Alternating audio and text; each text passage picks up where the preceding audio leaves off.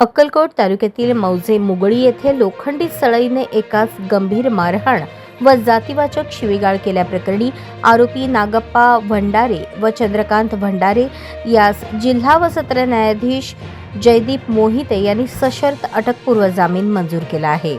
या प्रकरणात फिर्यादी प्रकाश जमादार यांनी अक्कलकोट दक्षिण पोलीस स्टेशन अंतर्गत वरील दोन्ही आरोपींविरुद्ध गुन्हा दाखल केला होता।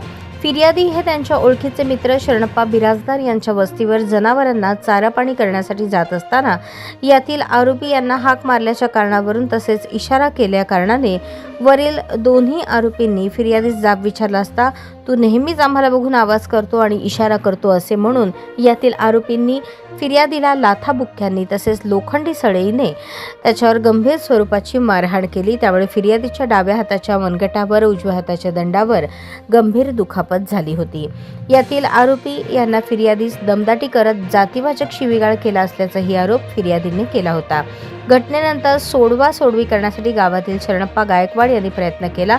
त्यानंतर दोन्ही आरोपी मोटरसायकलवर सदर ठिकाणाहून फरार झाले।